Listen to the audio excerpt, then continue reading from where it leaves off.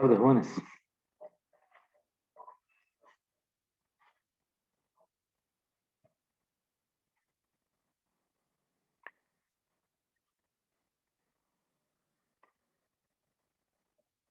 Bueno, hoy vamos a terminar el material del capítulo de ondas sonoras con dos temas que nos quedan ahí pendientes, que son el efecto fotoeléctrico, perdón, el efecto Doppler y la interferencia de ondas sonoras.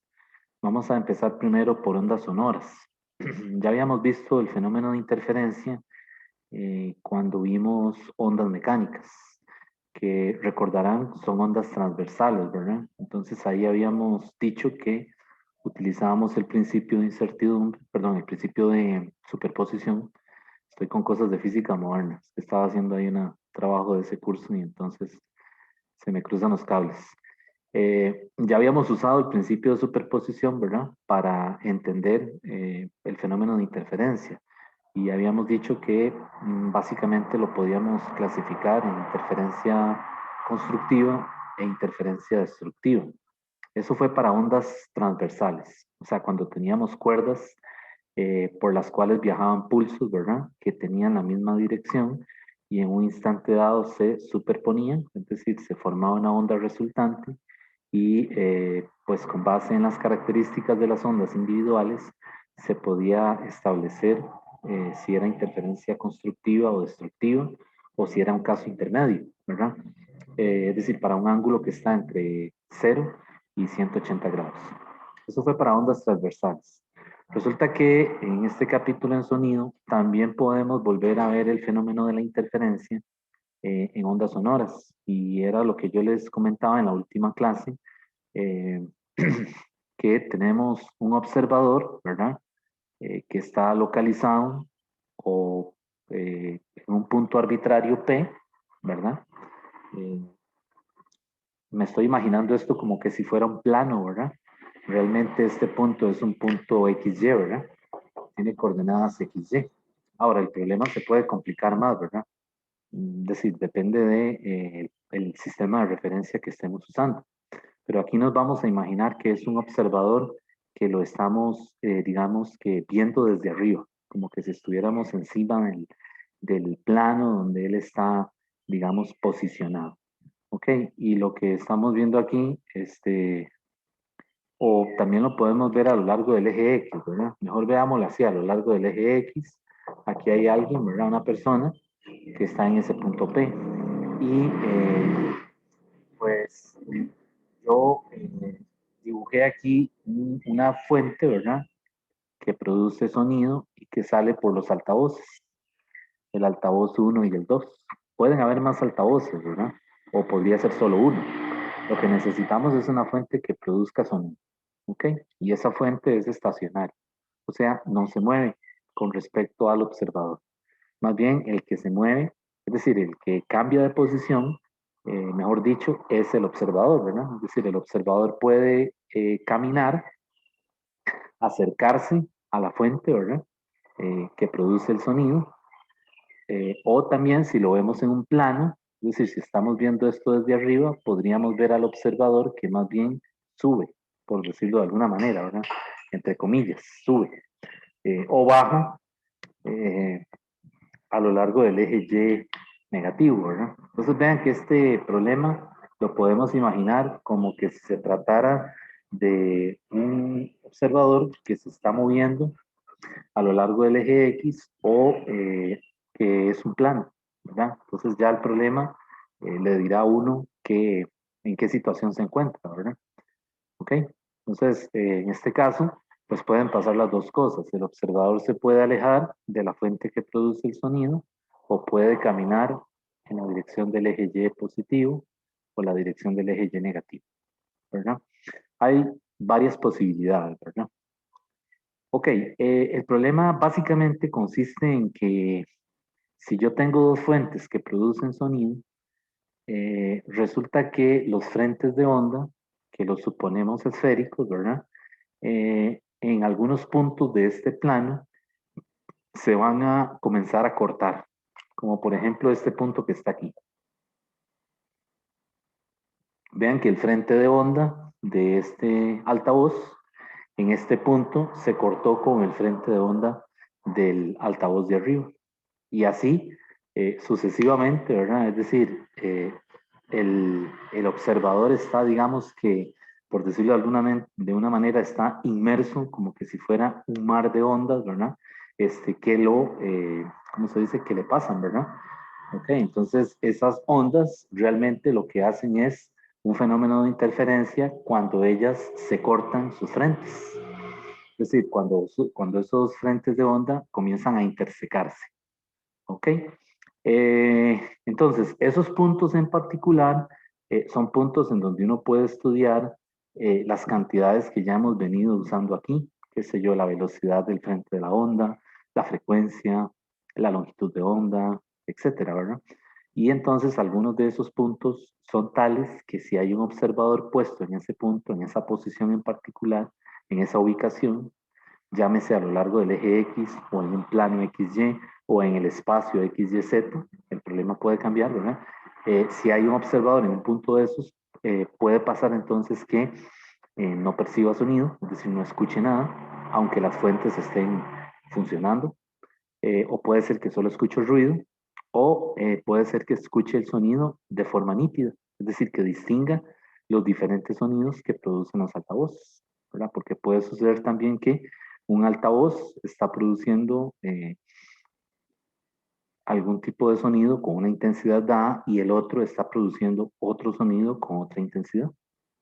¿De acuerdo? Entonces, si hay interferencia constructiva, pues lo que va a pasar es que el observador ubicado en ese punto puede distinguir, eh, ¿cómo se dice?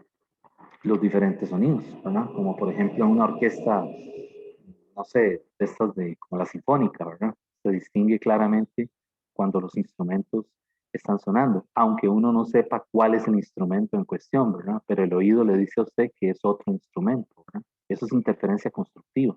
Y se perciben, eh, en acústica se les dice, se perciben con un máximo, ¿ok? Y entonces la interferencia destructiva en acústica decimos que se perciben como un mínimo. Entonces hay una familia de máximos que le producen interferencia constructiva y una familia de mínimos que le producen interferencia destructiva. Entonces, la interferencia destructiva es cuando yo escucho ruido o simplemente no percibo el sonido. Y la interferencia constructiva es cuando yo distingo los tonos de los diferentes instrumentos o de las diferentes fuentes que están produciendo sonido. Esa es la idea. ¿Ok? Entonces, ¿qué significa esos máximos y esos mínimos? ¿O cómo los contamos? Bueno, como lo hemos venido haciendo en ondas, ¿verdad? Recuerden que cuando estudiamos, ¿cómo se llama? Interferencia, ¿qué dijimos? Pusimos una condición para los máximos, ¿verdad? Y para los mínimos.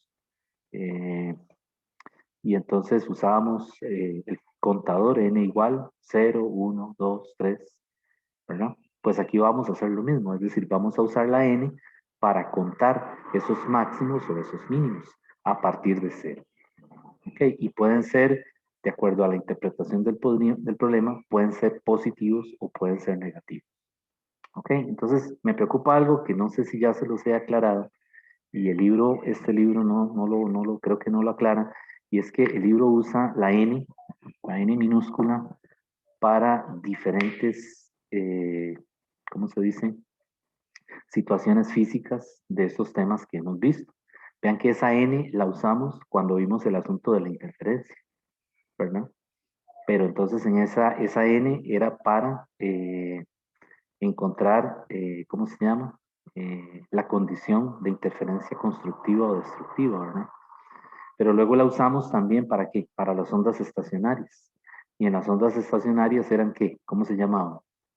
Se llamaban los modos normales de vibración de la cuerda. ¿De acuerdo? Son cosas distintas. Y también esa N la usamos para encontrar qué? La posición de los nodos y los antinodos, ¿verdad? Y la semana pasada usamos esa misma N para contar los modos normales en columnas de aire. ¿Se acuerdan que las que eran columnas abiertas comenzaban en 1, 2, 3, 4, 5, o sea, los números naturales sin contar el cero?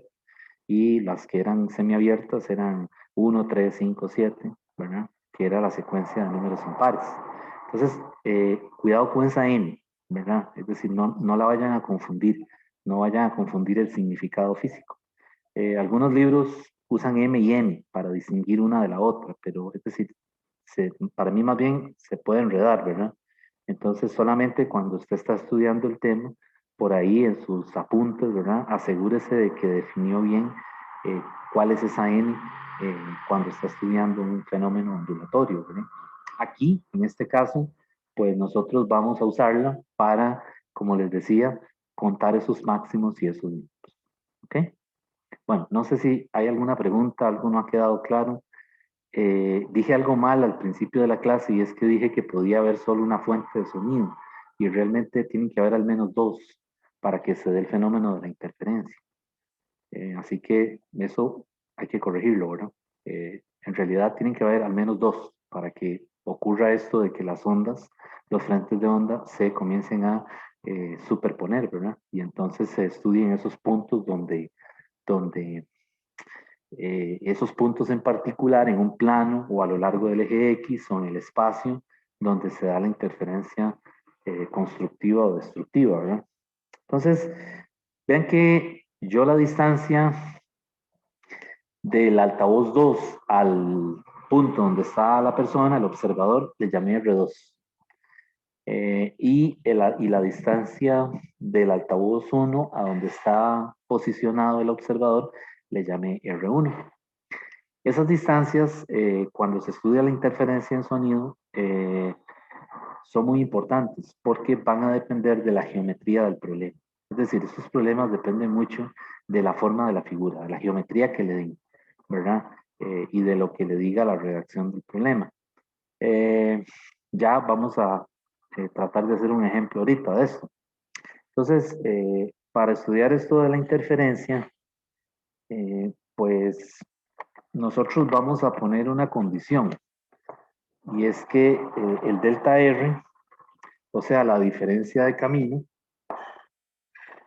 es el valor absoluto de R1 menos R2. O sea, estos caminos R1 y R2 que siguen los frentes de ondas, ¿verdad? Se asumen como líneas rectas. Es una aproximación, ¿verdad? Es decir, realmente no es así, porque el frente de onda es esférico, es más complejo, ¿verdad? Pero pues hay que simplificar el modelo porque si no, no habría forma de tratarlo. Entonces, de ahí, suponemos que la luz, perdón, que el sonido de una fuente al observador, suponemos, ¿verdad?, que viaja en línea recta, ¿verdad? Pero no es cierto. Realmente no es cierto porque si la fuente, es decir, el frente de onda es esférico, ¿no? Pero bueno, suponemos que el que llega al observador llega en línea recta, ¿ok? Entonces, esta delta R que ustedes ven ahí se llama la diferencia en los caminos o la diferencia de caminos. Y le puse estas barras para dar a entender que en un problema de estos, esta cantidad, esta diferencia tiene que ser positiva, ¿verdad? Uno de ellos obviamente va a ser mayor que el otro, pero a la hora de hacer la operación lo vamos a mantener positivo, una vez que identificamos ese R1 y ese R2, ¿ok? La cosa aquí quizás es identificar quién es R1 y R2, pero pues vamos a ir viendo esto. Entonces resulta que esa diferencia de camino, esa delta R, tiene dos posibilidades. Una es que el delta R sea igual a n por lambda, donde n es igual a 0, más menos 1, más menos 2, y así sucesivamente. ¿Ok? Si esto es así, decimos que esto es interferencia constructiva. Esa es la condición. Esa es la interferencia constructiva. ¿Y por qué así? ¿Por qué n por lambda? Bueno, ya es una situación que responde a la evidencia, ¿verdad? A la evidencia experimental, cuando se hacen mediciones de esto, ¿verdad? ¿Ok? Y la otra situación es que el delta R puede ser n más un medio por lambda. Para n, 0 más menos 1, más menos 2 y así sucesivamente. Y en este caso decimos que la interferencia es destructiva. Entonces vean que en interferencia destructiva le tenemos que meter este más un medio adicional a esta ecuación que nos da la diferencia de camino, ¿verdad? La razón de por qué eso es así, se necesita ahondar más en la parte matemática y el curso pues no, es decir, no es el objetivo en este momento. Más adelante, si pues ustedes tomaron un curso de acústica, ¿verdad? Pues quizás el formalismo matemático justifique mejor por qué aparece un factor ahí de en medio. Por ahora lo asumimos como que responde a la evidencia experimental. ¿De acuerdo? Entonces, esa diferencia de caminos que está en valor absoluto puede ser n lambda si es interferencia constructiva o puede ser n más un medio lambda si se trata de destructiva. Y estos n's más o menos son máximos y estos n's más o menos son mínimos. ¿De acuerdo? Entonces, esto de aquí se llaman mínimos. Entonces, algunas veces en la redacción de los problemas es usual que le dicen, un observador escucha el primer mínimo. Un observador escucha el primer mínimo. El primer mínimo es n igual a 0. O un observador escucha el segundo mínimo. Puede ser n igual a 1 o n igual a menos 1. Eso después se puede ver dependiendo del problema, ¿verdad? Pero, digamos, esa es la anotación, ¿verdad? Igual aquí, a esto entonces le llamamos máximos, ¿verdad? Esa forma de contar esos n son máximos, son los máximos, ¿verdad? De la interferencia constructiva. Y esta forma de contar los n aquí son los mínimos asociados con la interferencia destructiva. Entonces, este problema es muy interesante, ¿verdad? Es decir, a nivel experimental tiene muchas aplicaciones, como ustedes se podrán imaginar, ¿verdad? Toda la logística de comunicaciones, ¿verdad? Todo lo que tiene que ver con radares, satélites, bueno, radio, ¿verdad? Hay todo un montón de aplicaciones, ¿verdad? En donde, pues, hay gente trabajando con esto, ¿verdad? Tanto ingenieros de sonido, ¿verdad? Como físicos que tengan una especialidad en acústica, ¿verdad? Que es un tema que, como les decía, aquí en Costa Rica no tenemos, ¿verdad? Creo que no hay profesionales en física, si acaso habrá uno por ahí, pero quizás más adelante se necesite, ¿verdad? Así que, pues al que le interesa esto, ¿verdad? Sería, es decir, es una opción, ¿verdad? Para más adelante hacer una especialidad después del bachillerato, ¿verdad? No sé, habría que investigar, ¿verdad? ¿Qué hay, ¿verdad? En el mercado, ¿verdad? Porque, pues también tiene que ser algo que sea, eh, no sé, digo yo, laboralmente rentable, ¿verdad? Es decir, algo que tenga luego demanda, ¿verdad? Pero sí yo creo que más adelante se van a necesitar gente que sepa acústica, ¿verdad? En el país. Ok, bueno, entonces, este es el problema básicamente, ¿verdad? Lo que nosotros queremos hacer. O sea, lo que tenemos, con lo que inicia cualquier problema de interferencia. Entonces vean que esta diferencia de caminos, cuando es interferencia constructiva, es lambda, 2 lambda, 3 lambda, ¿verdad? Y aquí en este caso, pues sería lambda medios, 3 lambda medios, 5 lambda medios, y así, ¿verdad? Ok, entonces, por ejemplo, para esta figura que tenemos aquí, vamos a aplicarla. Para no borrar la figura, para de una vez aprovecharla. Voy a hacer un ejemplo con esta misma figura. Entonces, lo que voy a hacer es que voy a borrar esto de aquí, ¿verdad? Para poner los datos.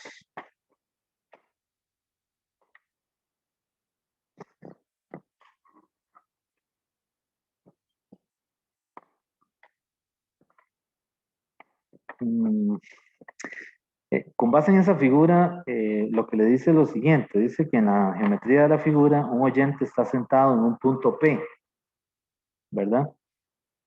A una distancia de 1.2 metros directamente enfrente de una bocina O sea que le está diciendo que la distancia desde la bocina a donde está la persona son 1.2 metros. ¿Ok? Dice, las dos bocinas están separadas por una distancia de 2.3 metros. Quiere decir que la separación aquí son 2.3 metros. Dice, y ambas emiten tonos puros de longitud de onda lambda. Ambas emiten tonos puros de longitud de onda lambda. Y entonces vean la redacción del problema. Le dice, las ondas están en fase al salir de las bocinas. ¿Qué le están diciendo ahí? ¿Qué habíamos visto cuando vimos superposición? Cuando hay interferencia destructiva, ¿qué dijimos? Las ondas están en fase, ¿verdad? ¿Ok? Ambas se cancelan. Una está por encima y la otra está por debajo, ¿verdad? Entonces aquí le están diciendo en el problema eso. Le están diciendo que ambas ondas están en fase. ¿Ok? Al salir de las bocinas. Carro, pero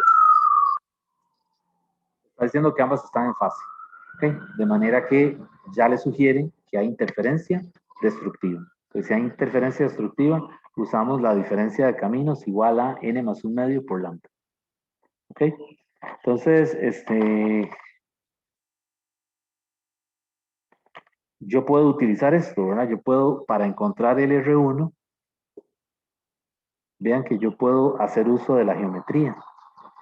Yo puedo decir entonces, en este caso, que si está directamente enfrente de la bocina, el R2 es 1.2.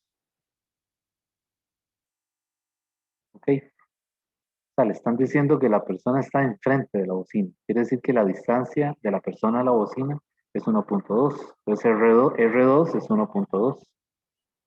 Y R1, ¿qué sería? Es un triángulo, ¿verdad? Porque vean que tengo algo así. Tengo 1.2 y R1 sería la hipotenusa. ¿Ok? Y el otro cateto, ¿quién sería? La separación de las bocinas. ¿Está bien?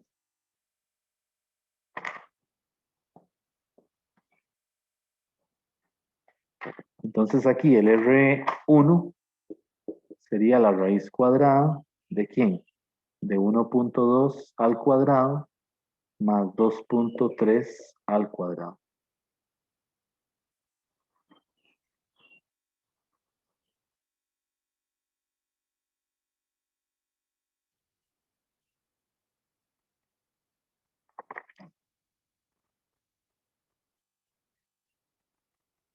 Ujú. Eh, vamos a hacerlo así, pero es que lo tengo resuelto así, pero es que me surge la duda de que si aquí es la mitad, porque estoy usando este triángulo, ¿verdad? 1.2, déjenme ver la redacción un momentito.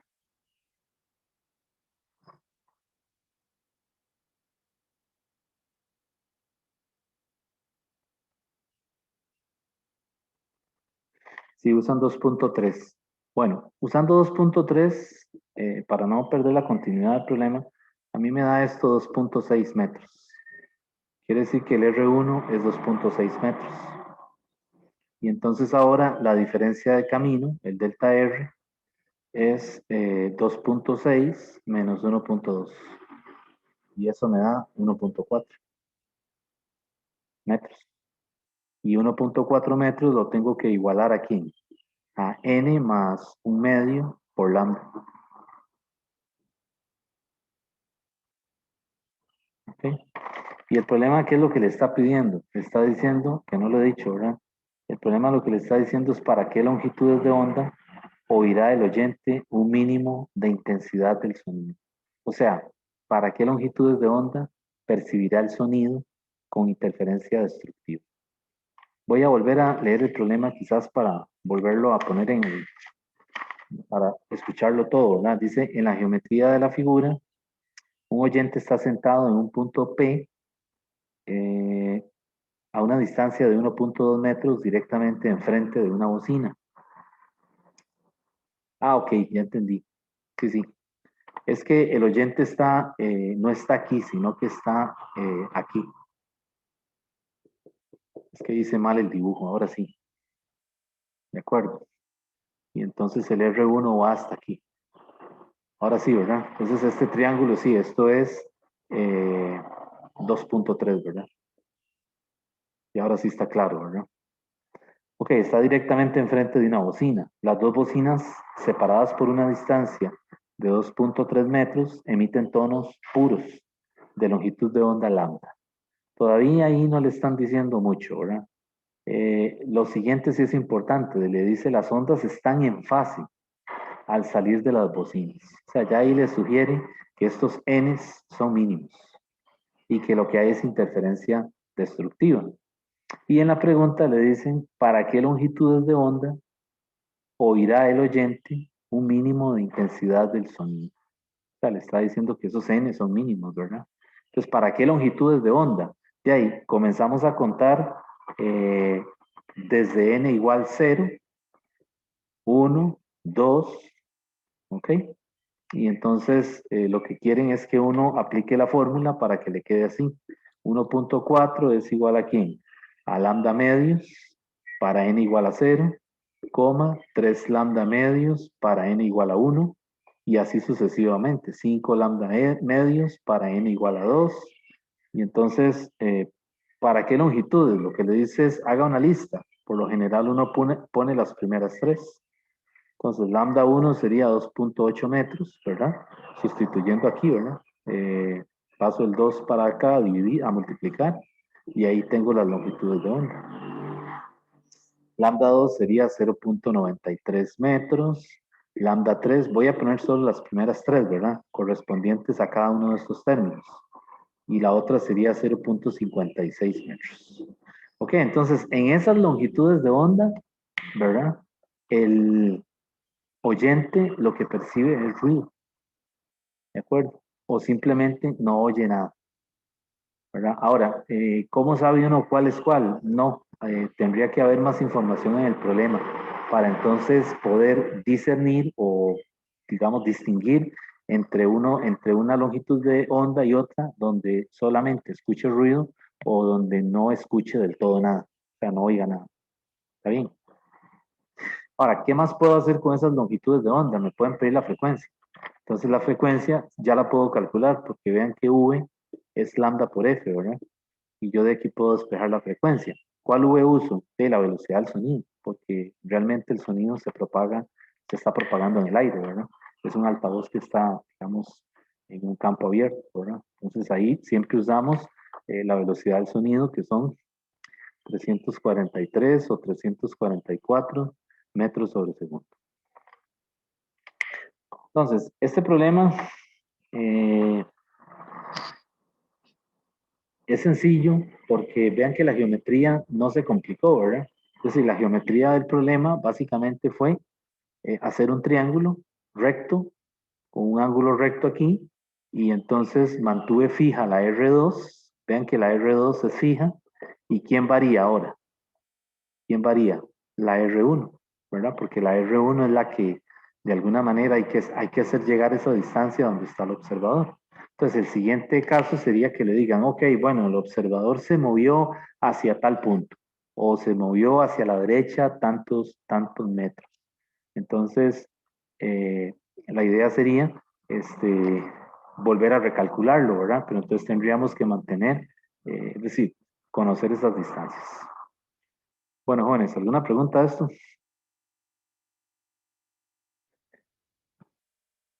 Está bien.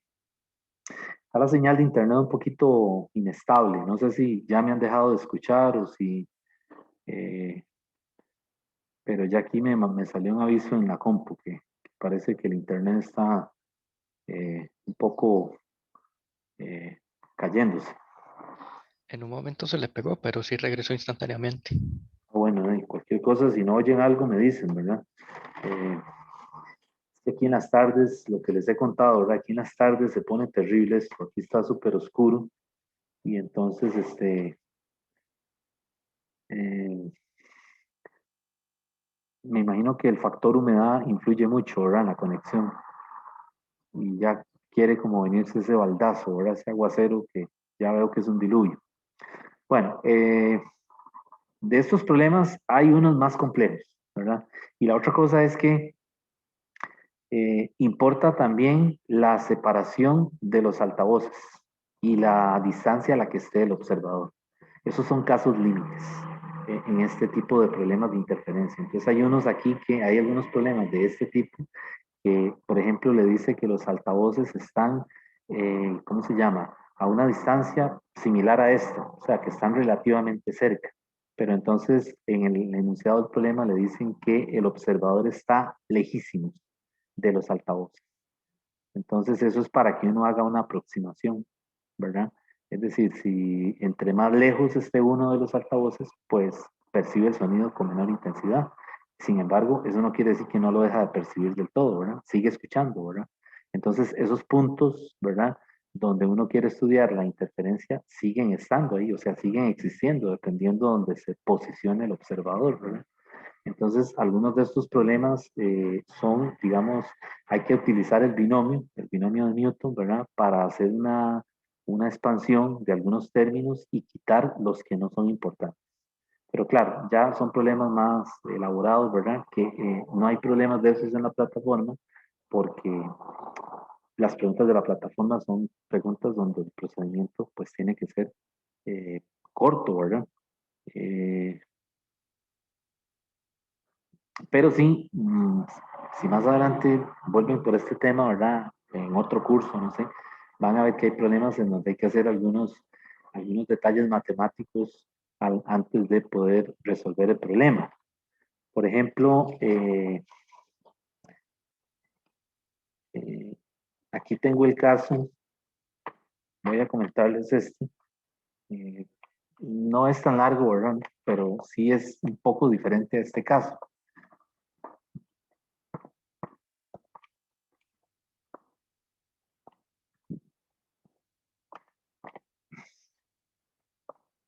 El libro de Resnick, para el que esté interesado en este material, ampliarlo un poco más, ¿verdad? El libro de Resnick, la tercera edición creo que es, lo trata muy bien, ¿verdad? Muy completo. Y tiene problemas bastante bien bonitos, ¿verdad? Muy interesantes. Pero también está el problema, por ejemplo, de eh, este problema. Este es un clásico también, ¿verdad? Estamos viéndolo desde la parte de arriba. Aquí hay dos bocinas que están separadas una distancia de 3 metros, o sea que están relativamente cerca, ¿verdad? Sin embargo, el observador está posicionado en un punto aquí a una distancia de 120 metros.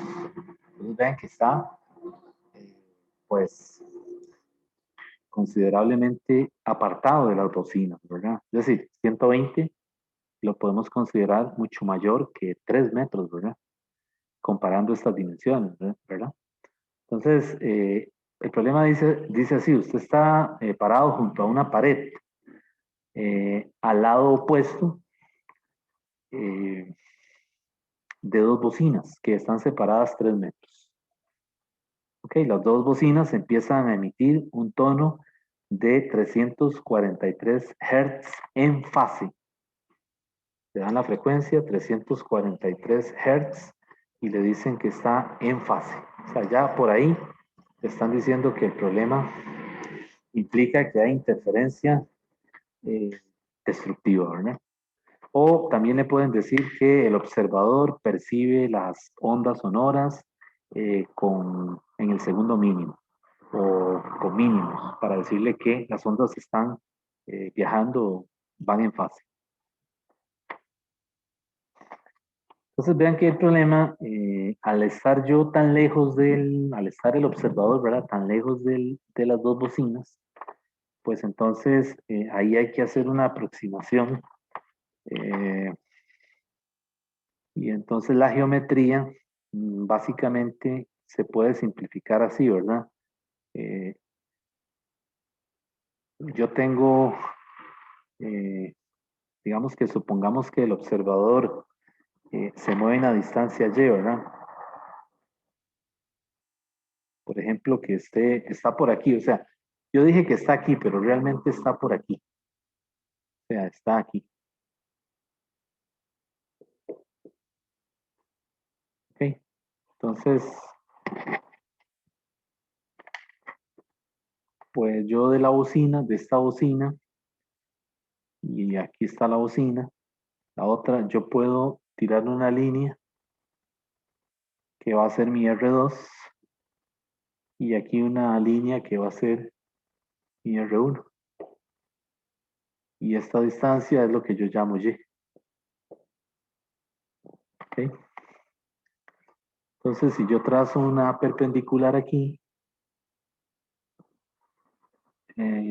esto que está aquí, este pedacito es el delta R, la diferencia de caminos. Y esta distancia es la L, que serían los 120. Entonces, este ángulo cita, yo lo puedo, a esta distancia le puedo llamar D, le pongo letras a todo para poderlo estudiar, ¿verdad? D minúscula es la separación entre las bocinas. L, ¿verdad? Es la distancia a la que está el observador. Y esta es la diferencia de caminos, el delta R. Entonces vean que aquí lo que hay que suponer es que D es mucho menor que L. Eso significa esa notación. D mucho menor que L. Ok. Digo, para efectos de comparar el fenómeno de interferencia, ¿verdad? Y por lo tanto, si es así, el delta R, que es el valor absoluto de la diferencia de caminos, es aproximadamente D por el seno de zeta. Lo que estoy usando es la trigonometría del triángulo, ¿verdad? Seno de zeta es el opuesto entre la hipotenusa, ¿verdad? Y aquí yo estoy viendo la hipotenusa como que si fuera la D. Y el cateto, la diferencia de caminos, el delta R. ¿Ok? Y la otra cosa es que vean que cuando esto es así, el ángulo por lo general es muy pequeño. El zeta es pequeño, es decir, entre más lejos estoy yo de las fuentes que producen el sonido y me muevo verticalmente, este ángulo se hace más chiquitillo. ¿Ok? Y entonces al hacerse más pequeño, ¿qué pasa con la función seno? ¿Qué pasa con seno? Seno se parece mucho a quién? A tangente. ¿Ok? Y tangente, vean que es opuesto entre adyacente, ¿verdad? ¿Y para qué quiero hacer esto? Bueno, porque yo quiero coger el d seno de zeta, que es la diferencia de caminos, e igualarlo a quién? Igualarlo a n más un medio por lambda. Porque ya me dijeron que es en fase, ¿verdad? Entonces uso la parte de interferencia destructiva. Y de ahí puedo entonces, con la aproximación de que seno es tangente, de que seno se parece a tangente y que tangente es opuesto entre adyacente, vean que tangente es y entre L, que y es la posición y L es la longitud a la que está digamos, de las bocinas. Y con esto yo podría entonces escribir esto como D tangente de zeta es igual a n más un medio lambda, y la tangente la cambio por y entre L, que sería n más un medio por lambda. Y ahí yo puedo comenzar a estudiar qué pasa con la interferencia destructiva cuando esa persona comienza a caminar verticalmente a lo largo de esta línea. O sea, si comienza a caminar hacia arriba, ¿verdad? O estamos viéndolo desde una vista aérea, ¿verdad? O hacia abajo. Entonces, yo puedo, por ejemplo, calcular la Y para esta frecuencia con la que se está percibiendo el sonido, porque esa frecuencia se la da un sonómetro, ¿verdad? Es decir, si el observador tiene un sonómetro en la mano, sabe la frecuencia con la que le llega la intensidad del sonido. ¿Ok? Entonces, yo puedo hacer una aproximación para más o menos darme cuenta dónde está el observador. Y lo que hago es que despejo la Y. Entonces, vean que la Y, despejándola de aquí, de esta ecuación, la Y sería L, paso el L a, aquí está dividiendo, ¿verdad? Lo paso a multiplicar, me queda L por N más un medio por lambda dividido entre D. Y lambda lo puedo calcular, porque vean que lambda, U es lambda por F. Entonces yo puedo calcular lambda haciendo V sobre F.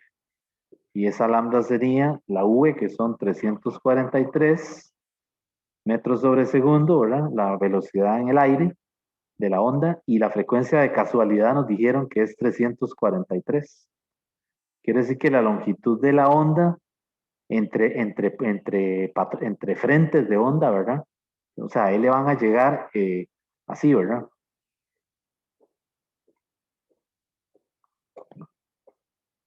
En ese punto, ¿verdad? Y de este lado vienen así.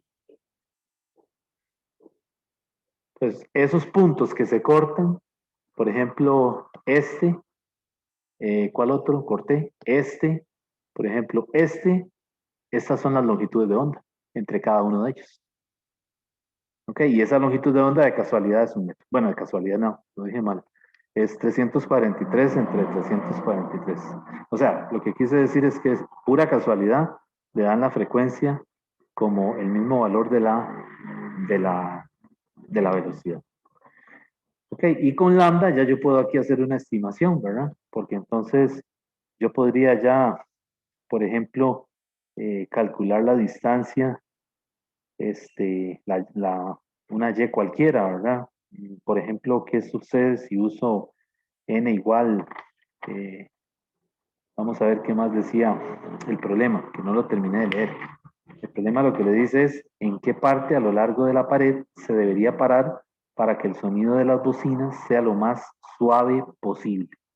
O sea, que sean mínimos, ¿verdad? Entonces, ¿qué sería lo más suave posible? ¿N igual a 1 o N igual a menos 1? Dice lo más suave posible, sin dejar de percibirlo, ¿verdad? Le está sugiriendo que N tiene que ser menos 1. ¿Ok? Entonces, pues sustituyo menos 1 ahí.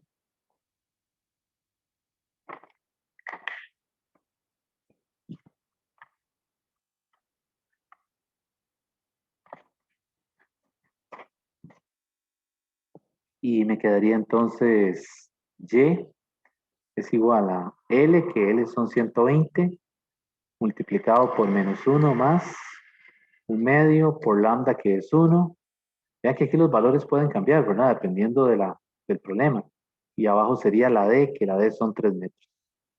Y haciendo esa operación, menos 1 más un medio, ¿verdad? Multiplicando por 120 y dividiendo entre 3, eso a mí me da menos 20 metros. Entonces vean que si el origen está aquí, ¿verdad? Pues lo que le está diciendo es que el observador está a 20 metros por debajo del origen, ¿verdad? El sistema de referencia que puse ahí. Claro, no le dice las dimensiones esto le dicen que es como que está en una pared opuesta, ¿verdad? En la pared opuesta. Pareciera que esto es como una cancha de fútbol o algo así, ¿verdad? De manera de que él tiene libertad de caminar al frente de las bocinas, ¿verdad? En ambas direcciones, ¿verdad? En este caso, con este sistema de referencia, puede caminar para abajo o para arriba, ¿verdad? Entonces vean que tiene que estar a 20 metros por debajo de la línea que pasa digamos, por el eje entre las dos bocinas, ¿verdad? El eje central, eh, para que escuche esa frecuencia con el sonómetro, ¿verdad? Que tiene en la mano, dice ahí, lo más suave posible, ¿verdad?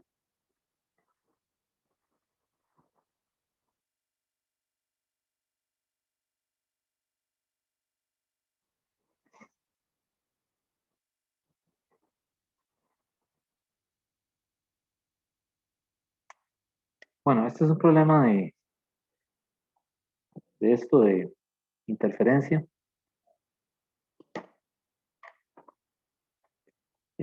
Hay unos que son más complejos, ¿verdad? En términos de que hay que hacer algún tipo de aproximación matemática. Por lo general se usa el binomio, ¿verdad? El teorema del binomio en algunos de esos problemas. Efectos de examen, como les dije, ese tipo de problemas no hay. Si viniera algo de esto, tiene que ser un problema corto, ¿verdad? Algo en donde sea una figura que la geometría sea sencilla, como lo que hice al principio, ¿verdad? Que es un triángulo, ¿verdad? Y entonces, ver la redacción, ¿verdad? ¿A qué se refiere? Si es interferencia constructiva, entonces las ondas sonoras están fuera de fase, ¿verdad? Y esa secuencia con la que se percibe el sonido son máximos. Primer máximo, segundo máximo, tercer máximo, ¿verdad? Y pueden ser positivos o negativos, porque le pueden preguntar por la intensidad, ¿verdad? El de menor o el de mayor intensidad. Y si es interferencia destructiva, ¿qué le dicen? Las ondas están fuera de fase. Y entonces esa secuencia de los n son mínimos. Igual, comienzan en cero, pero también es más menos uno, más menos dos. Y igual, el más y el menos se refiere cómo usted percibe la intensidad eh, en cada uno de sus mínimos, ¿verdad? O sea, la redacción se lo tiene que decir, ¿verdad? Para poder uno escoger la n.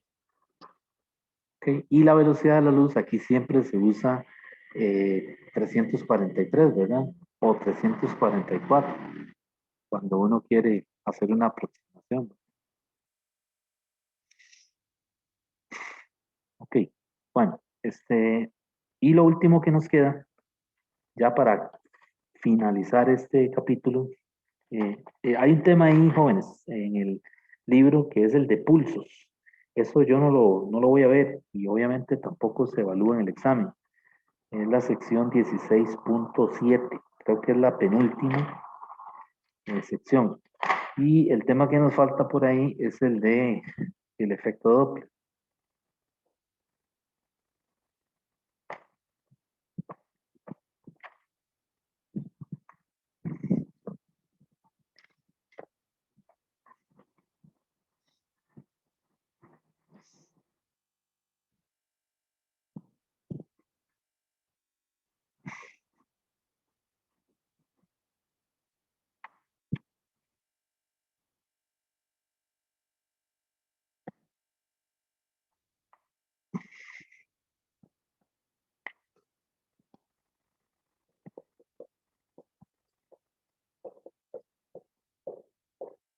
El efecto Doppler se debe a Christian Doppler, un físico austriaco de finales del siglo XIX, y él estaba muy interesado en estudiar el efecto de las fuentes que producen sonido y que están en movimiento relativo. Por ejemplo, el caso de una ambulancia, ¿verdad? Que se oye donde viene, ¿verdad? Entonces usted escucha cómo la intensidad comienza a aumentar, ¿verdad? Conforme se acerca, ¿verdad? Y cuando pasa por el frente de la casa de uno, se escucha un máximo momentáneamente y después el oído le permite, ¿verdad? Discernir o distinguir que la intensidad comienza a disminuir. Y por supuesto también el nivel de intensidad cambia, el beta, ¿verdad? Pero queremos, por ejemplo, calcular, qué sé yo, la velocidad con la que se mueve la fuente que produce el sonido. O sea, escuchando una ambulancia que se acerca, poder calcular la velocidad con la que viene. ¿Okay? Entonces, eso le interesó a este señor, a Doppler, y hoy en día tiene un montón de aplicaciones, ¿verdad? En diferentes áreas, ¿verdad? Por ejemplo, todo en la parte de imágenes médicas, ¿verdad? Donde los ultrasonidos que son tan usados hoy en día, ¿verdad? Para todo tipo de, ¿cómo se dice? Exámenes médicos, ¿verdad? Están basados en el efecto Doppler, ¿verdad? Entonces, igual, por ejemplo, los aparatos estos que usan la policía de tránsito para ver si, ¿cómo se dice? Medir la velocidad de un carro, ¿verdad? También están basados en el efecto Doppler. de una fuente que está en movimiento. Entonces, en el efecto Doppler pueden pasar varias cosas. Una es que el observador esté en reposo y la fuente se mueva, ¿ok? La fuente que produce el sonido. Y en ese caso, la fuente puede acercarse al observador o puede alejarse, pero es fuente en movimiento, observador en reposo. Luego está el caso en donde la fuente está en reposo y el observador es el que está en movimiento. Entonces, nuevamente, puede ser que el observador se acerque a la fuente, que está estática, ¿verdad? O puede ser que se aleje. Y el caso más interesante es el caso en donde ambos están en movimiento, ¿verdad? La fuente y el observador se acercan o la fuente y el observador se alejan, ¿verdad? El efecto Doppler permitió en la Segunda Guerra Mundial, por ejemplo, desarrollar el sonar y todos estos equipos que desarrollaron en la Segunda Guerra Mundial, por ejemplo, para detectar los submarinos alemanes, ¿verdad? Porque no había forma de saber dónde estaban, ¿verdad? Entonces, utilizaron el efecto Doppler para el famoso sonar, ¿verdad? Y el sonar lo que hace es que trabaja, es decir, funciona a base de una serie de ondas pulsadas que se envían continuamente y ellas rebotan. Y entonces de esa manera, esa información se descodifica y se puede más o menos saber la profundidad, la posición, por ejemplo, de un submarino, ¿verdad? Y así fue como lograron, en principio, poder saber dónde había un submarino de estos que utilizaban en la Segunda Guerra Mundial, ¿verdad? Bueno, entonces, eso es una aplicación. Igual, los submarinos, ¿verdad? Hoy en día utilizan el efecto Doppler, ¿verdad? De tal manera de que les avisan, no solo los submarinos, ¿verdad? Los aviones también tienen un mecanismo de vuelo que es basado en el efecto Doppler, ¿verdad? Entonces es un sistema ya que está en la, ¿cómo se dice? En la computadora del avión y entonces cuando hay aviones cerca, enseguida el sistema le dice, ¿verdad? Hay un avión en la ruta tal, en tal posición, con tales coordenadas, ¿verdad? Y entonces eso, pues, ha servido para evitar posibles choques en el aire, ¿ok? Bueno, tiene muchas aplicaciones. Entonces, bueno, los tres casos que les decía, ¿verdad? Eh, los voy a resumir. Básicamente, las ecuaciones de un libro a otro, a veces la forma parece que cambia, pero es la forma de escribirlas realmente. eh, Se pueden escribir un poco distintas. Cuando tenemos el observador en movimiento,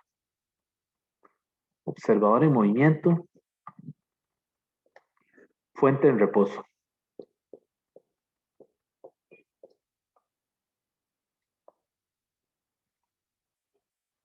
¿Okay? Entonces, en ese caso, la frecuencia, la f', es igual a f multiplicado por 1 más menos b0 sobre b. Ese b0 es la velocidad del observador y la b es la velocidad del sonido. O sea que esto aquí son 343 metros sobre segundo. El más se refiere a que el observador va hacia la fuente. Entonces podemos poner aquí hacia la fuente. O sea que se acerca a la fuente. Y el menos se refiere a que se aleja de la fuente.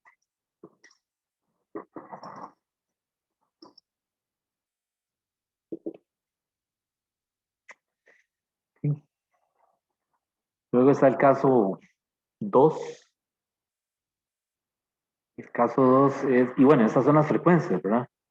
La frecuencia con la que emite el sonido la fuente y la frecuencia con la que emite el sonido el observador, ¿verdad? Entonces, estas frecuencias son relativas a cada uno de los dos sistemas, si los vemos por separado, ¿verdad?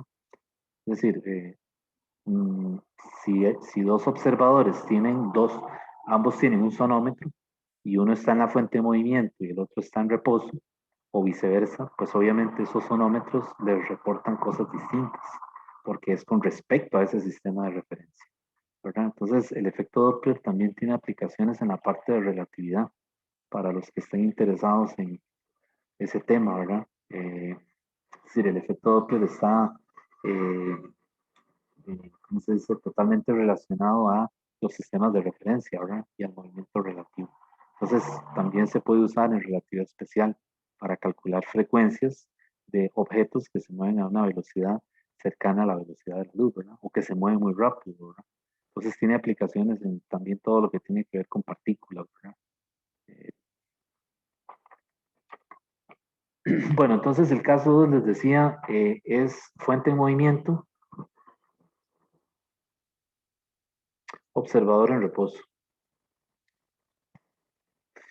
Entonces, en este caso, la frecuencia F' es F por 1 dividido entre 1 menos más Vs V. Esa Vs es la velocidad de la fuente, ¿verdad? No es la velocidad del sonido, ¿verdad? Cuidado. Aquí la velocidad de la fuente. Y la V sin nada es lo que yo llamo la velocidad del sonido. Otros libros tienen otra notación. Y aquí el menos se refiere a que la fuente se acerca al observador o va hacia el observador. Y el más se refiere a que la fuente se aleja. Se aleja del observador.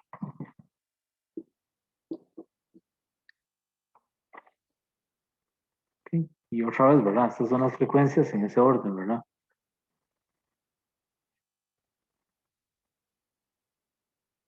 Entonces la F es la frecuencia de la fuente, ¿verdad? Y la que está primada es la frecuencia del observador. ¿Okay? Bien, y el otro caso que nos queda es cuando las dos se están moviendo. Ese es el caso 3, digamos. Esto es el efecto Doppler clásico, ¿verdad? Que llaman. Pero entonces también hay otros detalles ahí. Por ejemplo, en el libro le hablan, hay una sección sobre el efecto Doppler para ondas electromagnéticas, ¿verdad? También lo aplican ahí. Y el otro caso es observador en movimiento, fuente en movimiento. Entonces aquí las frecuencias son F' es igual a F multiplicado por B más menos B0 y abajo, cuidado, hay que invertir el orden. Más menos, menos más BS. Y entonces aquí, cuando se usa el signo de más B0, ¿verdad? O sea, y menos BS, o sea, el de aquí arriba, estos dos, ¿verdad? Los de arriba, estamos diciendo que uno va hacia el otro. El observador va hacia, o pongámoslo más corto, ¿cómo podemos decir? Se acercan, ¿verdad? Más fácil. Y cuando usamos el menos B0 y el más BS, entonces, ¿qué estamos diciendo? Que se alejan. Más fácil, ¿verdad? Se alejan uno del otro. ¿Ok? Por ejemplo, cuando uno viene manejando, ¿verdad? Y ve por el retrovisor que viene una ambulancia atrás, ¿verdad? Entonces, todo el mundo comienza a brillarse, ¿verdad? Entonces, ¿qué pasa si fuera un experimento, ¿verdad? En donde yo tengo un sonómetro y los de la ambulancia también tienen un sonómetro. Y yo vengo con una velocidad que me la da ¿verdad? El indicador del carro y ellos también. Entonces, ¿qué frecuencia registran ellos montados en la ambulancia? ¿Y qué frecuencia registro yo cuando voy en el carro, adelante de ellos? Entonces, en ese caso, ¿qué pasaría? Que es, ellos se están acercando hacia mí, ¿verdad? Aunque yo también estoy en movimiento, pero ellos me dan alcance. ¿De acuerdo? Es el caso entonces donde se acerca uno al otro, ¿verdad? Y cuando pasa la ambulancia, ¿verdad? Que ya uno se orilló y le dio campo, ¿qué pasa? Uno sigue moviéndose, ¿verdad? Todavía, y la ambulancia comienza a alejarse. ¿De acuerdo? Entonces, si yo tengo el sonómetro ahí, ¿qué frecuencia registra el sonómetro? ¿Y qué frecuencia perciben los que van en la ambulancia una vez que ya empiezan a alejarse del observador? Esa es la idea.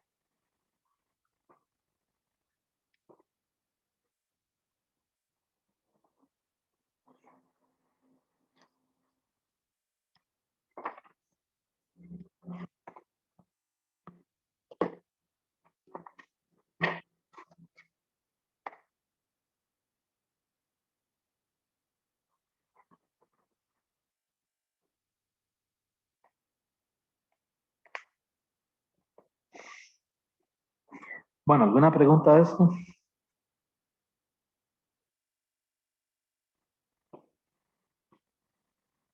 Está bien,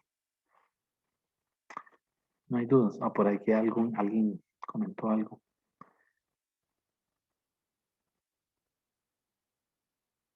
Alguien me preguntó, hasta ahora lo veo, ¿por qué se cambia Y por Y entre L? Aquí el problema es porque el ángulo es muy pequeño.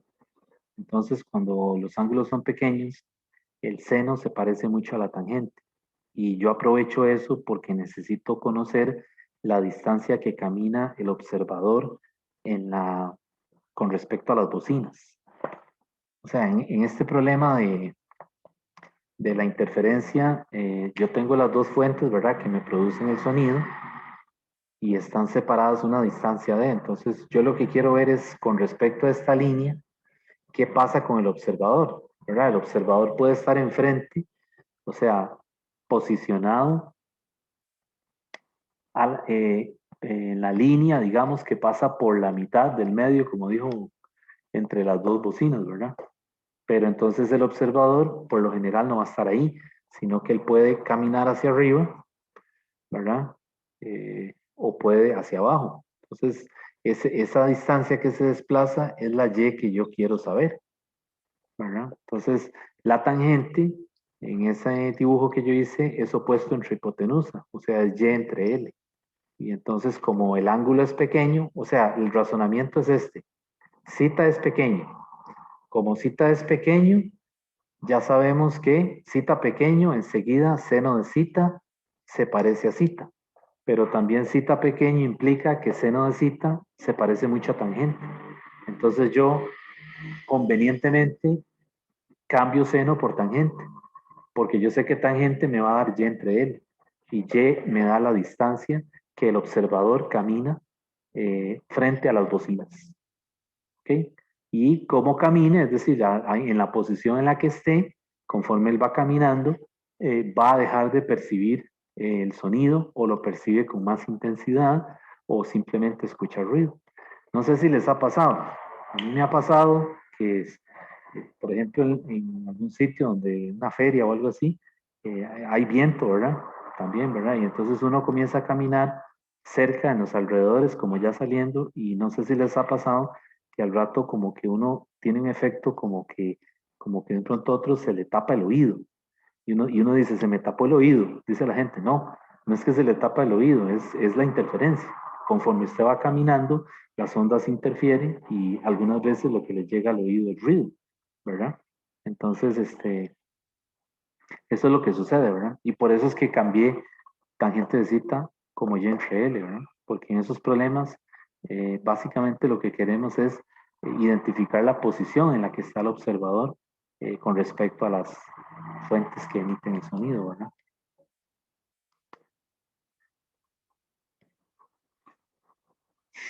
Bueno, jóvenes, yo voy a quedar hoy aquí porque tengo una reunión ahora y no pude eh, quitarme el tiro de asistir, tengo que estar ahí presente. Así que para una coordinación de un curso del otro semestre, y entonces pues tengo que sacrificar un poquito del tiempo de esta clase, que ya lo que me quedan son, bueno, todavía me quedan 20 minutos, ¿verdad? Entonces voy a quedar aquí y la próxima semana empezaríamos tema nuevo que es el material de termodinámica. La parte buena de ese tema que viene es que vamos un poquito más suave, porque lo que se va a evaluar en los últimos dos parciales, como les había dicho, son 2 capítulos por cada parcial. O sea, el parcial que se pone más cargado de materia es este, de ahora. Okay, pero ya los otros dos pues ya baja la cantidad de materia. Entonces, este examen va a quedar para de este sábado que viene es 29, al siguiente, que si no me equivoco es 5 de junio. Entonces, pues por ahí se los hago oficial en la plataforma, les voy a poner ahí un correo donde pongo los temas, ¿verdad? Concretos, ¿verdad? Que se van a evaluar y la fecha del examen. Y la hora y todo eso va a ser igual que el primer parcial, ¿verdad? Todo bajo las mismas condiciones, ¿verdad? Abre a mediodía y se cierra creo que a las 5. No sé si tienen alguna pregunta. Profe, ¿será que podemos hacer un ejemplo de esto la próxima clase? Efecto Doppler, Ajá. sí, claro. Voy a anotarme lo que no se me olvide para ver si la otra clase hacemos uno o dos ejemplos de efecto Doppler. Ok. Es que, ok, V0 en ese caso sería la fuente, ¿verdad? La velocidad de la fuente y VS sería la La VS es la velocidad del sonido. del sonido. Ok.